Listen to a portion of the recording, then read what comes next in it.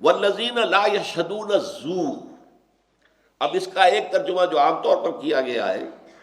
وہ یہ کہ وہ جھوٹی گواہی نہیں دیتے، جھوٹ کی گواہی نہیں دیتے، ایک ترجمہ عام طور پہ کیا جاتا ہے، اگرچہ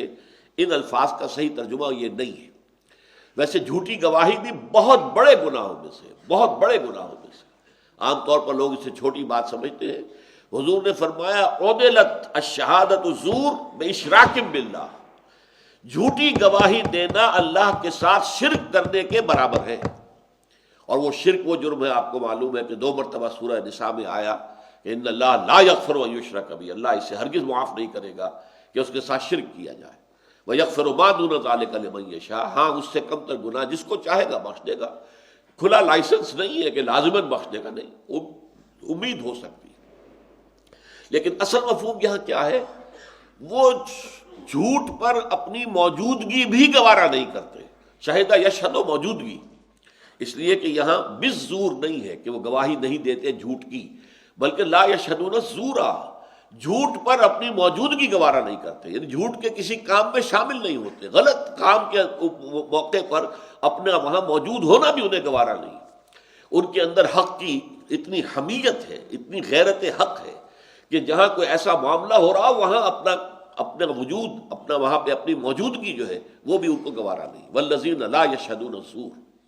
یہ بالکل ایسے ہی ہے جیسے کہ ہم نے جو بنیادی اوصاف تھے تعبیر سیرت کے لیے اس میں جب آیا تھا کہ والذین هم للزکاۃ فاعلون، اب ایک زکوٰۃ کے لیے لفظ آتا ہے قرآن میں ایتاء الزکاۃ، وہ تو ہے اصل میں وہ نظام جو زکوٰۃ کا بنا ہے بعد میں، وہ تو مدینے میں آ کر بنا ہے نا، تو مدینے میں آ کر یہ نصاب ہے، جس کے پاس 7 تولے سونا ہے، جس کے پاس 52 تولے چاندی ہے، وہ صاحب نصاب ہو گیا، اب اس میں سے وہ زکوٰۃ دے گا۔ جو صاحب نصاب نہیں ہے وہ زکوٰۃ وصول کر سکتا ہے، لیکن یہ کہ شروع میں جبکہ ابھی کوئی نصاب تھا ہی نہیں، ابھی زکوٰۃ کی فرضیت آئی نہیں تھی، تو فعل الزکوٰۃ کیا ہے، مسلسل تزکیہ کرتے رہنا۔ آدمی کے پاس ایک روٹی ہے تو یہ ظاہر بات ہے کہ اس کے اوپر زکوٰۃ تو عائد نہیں ہوتی نا، لیکن وہ اس ایک روٹی میں سے بھی آدھی روٹی کسی دوسرے کو دے دیتا ہے، تو یہ بہت اونچا کام ہے، بہت بڑا کام ہے، بہت اعلیٰ کام ہے۔ تو یہ تزکیے کے لیے، اپنے نفس کے تزکیے کے لیے، اپنے نفس کو رذائل سے بچانے کے لیے مسلسل خرچ کرنا، مسلسل خرچ کرنا، یہ ہے فعل زکوٰۃ۔ والذین هم للزکاۃ فاعلون،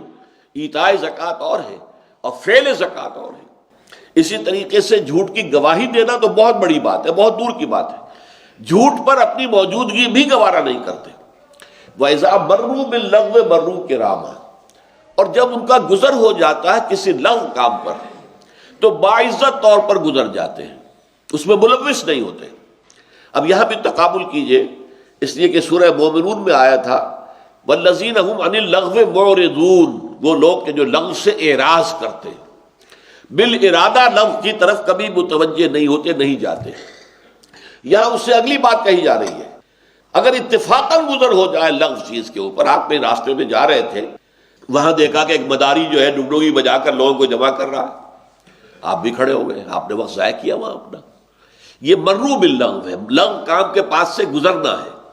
لیکن اس میں وہ اپنے دامن کو بچا کر گزر جاتے ہیں، اس میں ملوث نہیں ہوتے، اس میں دلچسپی نہیں لیتے۔ اور لغو کیا ہے یہ بھی نوٹ کر لیجئے، لغو جو ہے گناہ کو نہیں کہتے، معصیت کو نہیں کہتے، لغو وہ شے ہے جو گناہ تو نہیں ہے، معصیت نہیں ہے، لیکن اس سے کوئی آپ کی دنیاوی ضرورت یا اخروی ثواب متعلق نہیں۔ تو یہ وقت ہمارے پاس جو ہے یہ بہت قیمتی شے ہے، اسی وقت سے ہمیں اپنی عاقبت بنانی ہے، اسی کے ذریعے سے جنت حاصل کرنی ہے، اسی میں کچھ کریں گے۔ یہ وقت جو ہے الوقت سیف قاطع،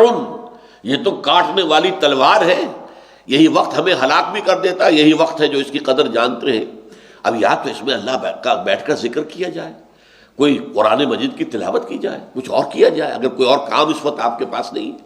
یا پھر دنیاوی ضرورت ہے، آپ کے معاش کی ضرورت ہے، اس میں صرف کیجیے۔ لیکن یہ پیس ٹائم کا جو تصور ہے، ایسے ہی وقت گزاری کرنا، وقت جو ہے آئی ایم کلنگ ٹائم، میں وقت جو اس کو قتل کر رہا ہوں، بس یہ کہ وقت گزاری کے لیے میں یہ کام کر رہا ہوں، نہیں، قطعاً نہیں۔ اور کہیں اتفاقاً گزر ہو جائے، اب جیسے تاش کھیلنا ہے، یہ لغو ہے، اسے آپ حرام نہیں کہہ سکتے، لغو شے ہے، اس سے نہ آپ کی کوئی ضرورت پوری ہوئی دنیاوی اور نہ یہ اخروی ثواب کا ذریعہ بنے گا۔